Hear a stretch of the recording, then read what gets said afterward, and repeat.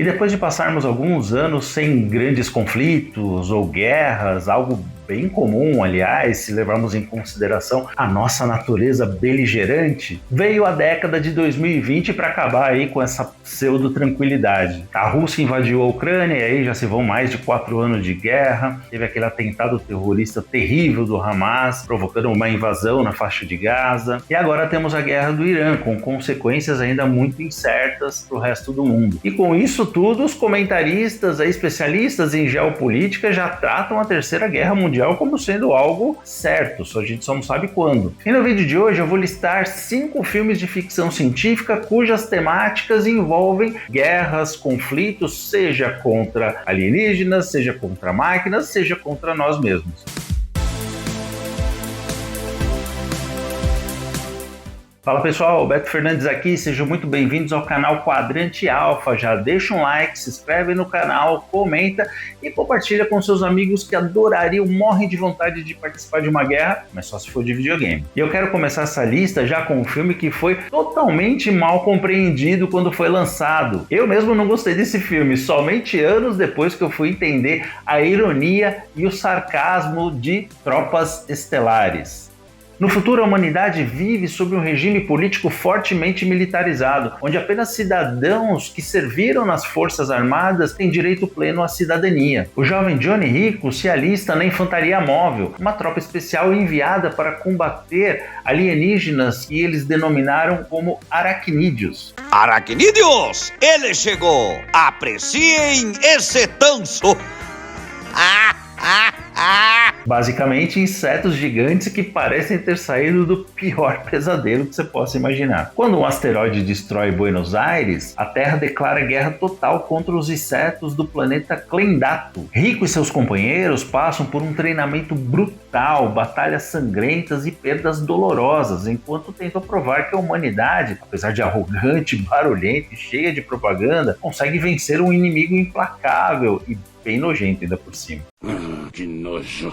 Em resumo, é guerra espacial, propaganda militar e insetos gigantes em quantidades absurdas. Porém, não é só isso. Por incrível que pareça, esse filme apresenta algumas camadas. Embora Tropas Estelares seja baseado no romance de Robert A. Heinlein, acho que assim que fala, o diretor Paul Verhoeven, o mesmo de Robocop, chegou a admitir que não terminou de ler o livro. Ele achou a obra excessivamente militarista e resolveu fazer uma sátira sobre essa mentalidade. Ou seja, o filme não é uma adaptação fiel. Na verdade, ele é quase uma resposta provocativa. Boa parte da propaganda mostrada no filme foi inspirada na Segunda Guerra Mundial, em especial os filmes de propaganda nazi. Sim, aquele entusiasmo exagerado da população mostrada no filme não é um elogio. É uma piada extremamente ácida, aliás. Para vocês terem uma ideia, na época de lançamento desse filme, alguns críticos acharam que ele era um filme de propaganda pró-fascismo, quando na verdade ele estava justamente zombando sobre isso. Com muita habilidade, Paul Verhoeven constrói uma paródia sobre a glorificação da guerra. Os personagens são quase caricaturas do programa militar. Serviço garante cidadania. A única solução é mais guerra. Você quer viver para sempre? Essa é a melhor. A ironia é que ninguém dentro do filme percebe o absurdo dessa situação. Inclusive, os protagonistas são propositalmente superficiais. Johnny Rico desempenha o clichê do típico herói bonitão. Carmen, a namoradinha perfeita. Dizzy, a soldada apaixonada. Isso, por mais incrível que pareça, não é falha de roteiro, é estética de propaganda. A estrutura do filme intercala, em alguns momentos, a narrativa com anúncios de propaganda do governo. Essa estratégia também foi utilizada pelo diretor em Robocop, onde lá as propagandas tiravam sarro das grandes corporações e da sociedade. E o que é mais interessante é que, apesar das críticas que o roteiro faz, o filme consegue equilibrar muito bem a diversão com a mensagem, sem parecer aquele filme cabeça demais. É claro que se você assistir Tropas Estelares somente como um filme de ação, vai parecer um grande tiroteio contra insetos, nada mais. Agora, se você assistir esse filme sob uma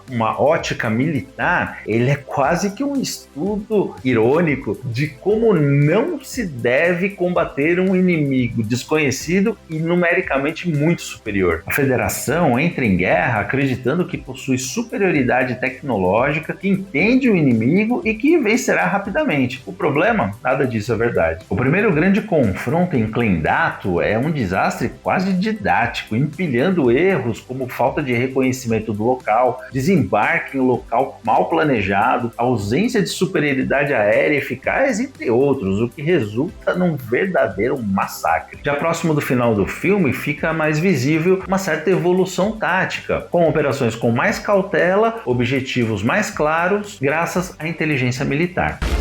TriStar Pictures takes you to the front lines of the next frontier. Kill 'em all! Starship Troopers. O Exterminador do Futuro, A Salvação.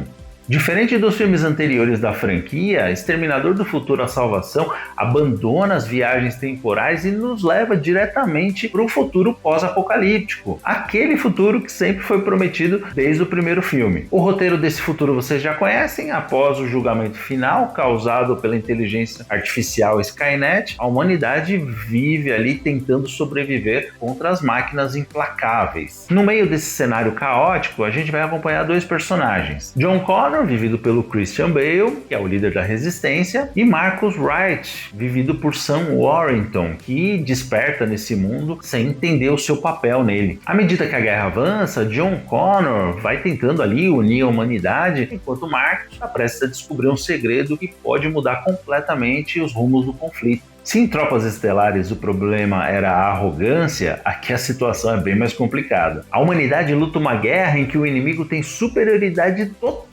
numérica, tecnológica, de informação. É uma guerra assimétrica extrema, quase injusta. Aí não tem jeito, os humanos são obrigados a adotar táticas clássicas de guerrilha, como ataques rápidos, o hit and run, mobilidade constante e uso do terreno a seu favor, como ruínas urbanas e áreas de difícil acesso. Já a Skynet opera com uma lógica militar muito avançada, com vigilância constante, drones aéreos e produção em massa de unidades. Diferente das guerras humanas, a Skynet não busca território, negociações ou controle político. Ela busca simplesmente a aniquilação total do inimigo, o extermínio da humanidade. Esse filme é muito criticado por boa parte dos fãs da franquia, mas particularmente eu acho essas críticas injustas na maioria das vezes. Eu gostei bastante, ele tem uma vibe bem diferente dos outros filmes, com uma ambientação que eu queria muito ver desde o primeiro Exterminador. Eu acho que boa parte desse descontentamento é justamente pelo fato desse filme não contar com aquele elemento que os fãs adoram, aquela tensão referente a viagem no tempo. Aí eles argumentam que sem isso ele vira basicamente mais um filme de guerra pós-apocalíptico e menos um filme do Exterminador. E quer saber? Pra mim tá tudo bem. Eu acho que também é bom variar de vez em quando, né? Não ficar sempre utilizando a mesma fórmula. Isso se torna cansativo. E um detalhe interessante desse filme é a participação do Christian Bale, que é um cara que a gente sabe que se aprofunda bastante, mergulha nos personagens. Aqui a gente tem a sensação de que a qualquer momento parece que ele vai explodir emocionalmente. Mas quem realmente rouba a cena é o Sam Worthington, que interpreta aí o Marcus Wright. Ele tá muito bem nesse filme, ele traz dilema existencial, humanidade em meio ao caos e uma das melhores reviravoltas do filme. Tudo bem que é meio previsível, mas mesmo assim foi bem desenvolvida. E temos Arnold Schwarzenegger, ou não?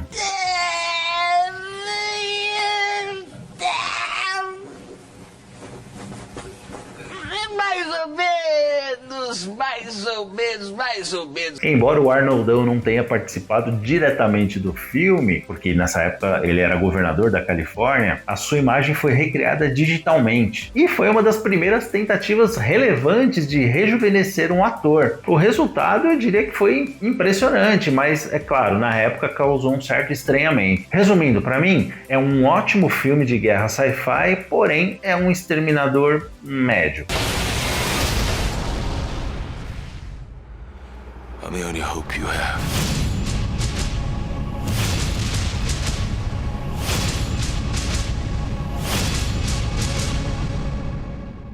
Rogue One, uma história Star Wars. Rogue One se passa um pouco antes, ou na verdade momentos antes dos eventos do episódio 4, Uma Nova Esperança, e responde a uma pergunta que ficou décadas no ar: como que os rebeldes conseguiram os planos da Estrela da Morte? A história acompanha Jyn Erso, filha de um cientista forçado pelo Império a trabalhar na arma mais destrutiva da galáxia. Recrutada pela rebelião, Jyn lidera um grupo improvável de soldados, espiões e um droide meio maluco, que aliás rouba a cena várias vezes, por uma missão praticamente suicida: invadir uma base imperial totalmente segura e roubar os planos da Estrela da Morte. No caminho temos espionagem, sacrifícios, batalhas intensas e aquela sensação constante de que ninguém tá seguro. É Star Wars, mas com bem menos conto de fadas. Diferente da maioria dos filmes da franquia, Rogue One tem muito mais essa pegada de um filme de guerra clássico, com soldados cansados, decisões difíceis, missão quase impossível e aquela liderança dividida. É provavelmente o filme de Star Wars que mais se aproxima de um conflito militar realista dentro desse universo sci-fi. Aqui não tem Jedi resolvendo tudo não. Temos operações especiais, comando descentralizado e aquela famosa, como eu já citei antes, missão suicida. Ao contrário dos heróis icônicos da franquia, como Luke e Han, aqui nós temos personagens bem mais contidos. A Jyn, por exemplo, ela é determinada, mas ela não é muito carismática. Já Cassian Andor é um agente moralmente ambíguo, que basicamente faz o que tem que ser feito em nome da causa. Esse personagem roubou tanto a cena que ele ganhou um seriado no Disney Plus, 2 temporadas, que mostram justamente o caminho dele até chegar aos eventos do começo de Rogue One. Olha, essa série é fantástica, fica a dica aí. O filme apresenta um enredo e roteiro consistentes, com a tensão aumentando gradativamente, tudo muito bem conduzido até chegar no clímax, que é o terceiro ato do filme, a famosa Batalha de Scarif. Meus amigos, e que terceiro ato! A Batalha de Scarif é considerada por muitos como uma das melhores batalhas da franquia e eu assino embaixo. Você é o bichão mesmo, hein, doido? É essencialmente uma operação de forças especiais. Temos combate terrestre intenso, batalha espacial de encher os olhos, estratégia militar realmente pensada e uma tensão crescente que faz você não tirar os olhos da tela nem por um segundo. É claro que não podemos nos esquecer que esse filme tem um tom muito mais sombrio se comparado com os outros da franquia, mostrando que a vitória da rebelião teve um custo bem alto. O peso do sacrifício adiciona uma camada emocional que conecta diretamente com os eventos do episódio 4, Uma Nova Esperança, ainda mais quando lembramos que no filme de 77 foi dito que muita gente boa morreu para conseguir os planos da Estrela da Morte. Depois de assistir Rogue One, aquele começo clássico do filme fica muito mais significativo. Are you with me? All the way.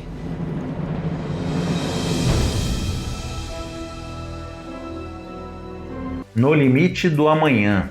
Em um futuro próximo, a Terra está sendo invadida por alienígenas conhecidos como Mimics, criaturas rápidas, letais e com uma habilidade nada agradável. Parecem estar sempre um passo à frente da humanidade. O Major William Cage, vivido por Tom Cruise, é um oficial de relações públicas. Quer dizer, ele entende de guerra, mas só na teoria. Após um desentendimento com seus superiores, ele é mandado diretamente para a linha de frente, porque, obviamente, isso daí daria muito certo. Né? Certamente que sim. Resultado, ele morre, e rápido. Mas aí vem o plot twist. Cage acorda no dia anterior preso num looping temporal e morre de novo e de novo, de novo e assim sucessivamente. Com a ajuda da lendária soldado Rita Vrataski, vivida por Emily Blunt, ele passa a usar esse reset infinito como vantagem para treinar, evoluir e tentar encontrar uma forma de vencer a guerra. Eu já recomendei esse filme no vídeo antigo aqui do canal e eu vou recomendar de novo. É um filmaço. Esse looping temporal, que não é nenhuma novidade na ficção científica, aqui é aplicado de uma forma bem interessante. Ao utilizar esse conceito praticamente ali no meio de uma batalha, o filme nos passa uma dinâmica de videogame, né? Onde a pessoa morre, volta, vai melhorando, vê onde errou, faz diferente, é igualzinho videogame. Mas o que é legal é que o filme transforma essa repetição em progressão narrativa, o que não é nada fácil de se fazer. O Tom Cruise, ele começa o filme como um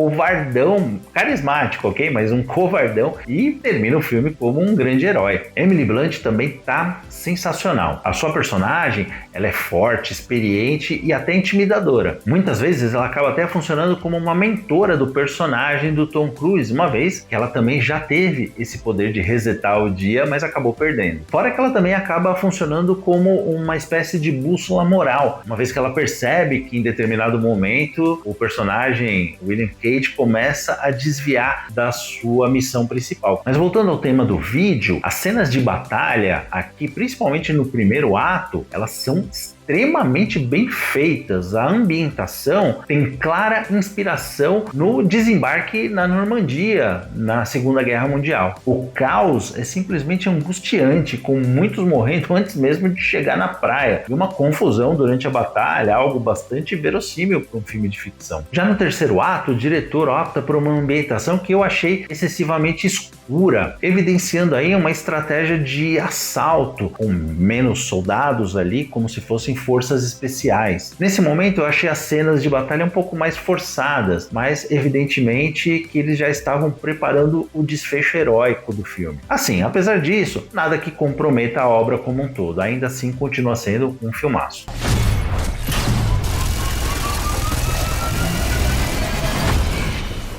What's his name again? Matrix Revolutions. Enquanto Zion, a última cidade humana, está prestes a ser invadida por um exército enorme de máquinas, Neo enfrenta um problema ainda maior. O agente Smith virou um vírus incontrolável, capaz de infectar completamente não só a Matrix, como o mundo real. Capítulo final da trilogia Matrix, e vamos fingir que aquele quarto filme nunca aconteceu.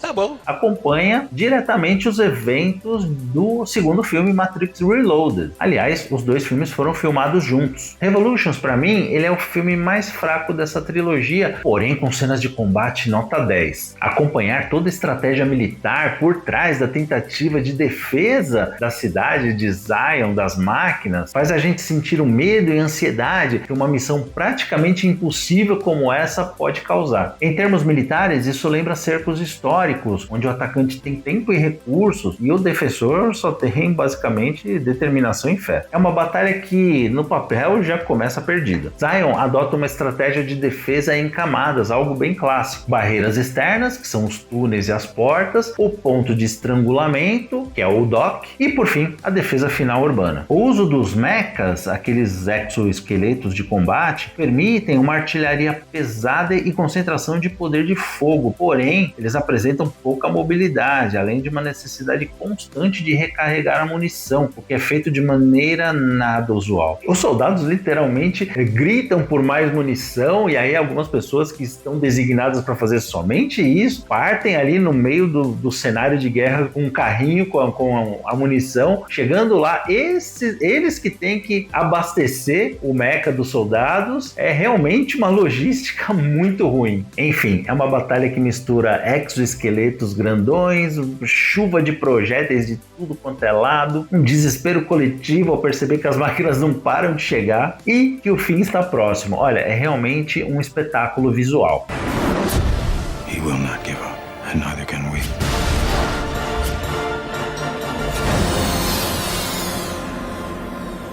Mas e aí, me conta, qual desses filmes da lista é o teu preferido? E, principalmente, que outro filme de ficção científica com essa temática de guerra eu não coloquei na lista e vocês acham que deveria estar aqui? Escreve aí nos comentários pra gente poder debater. Bom, pessoal, vou ficando por aqui. Muito obrigado por ter assistido esse vídeo até o final. Mais uma vez, não se esqueçam de curtir, comentar, compartilhar. Valeu, pessoal. Vou indo. Um abraço. Tchau.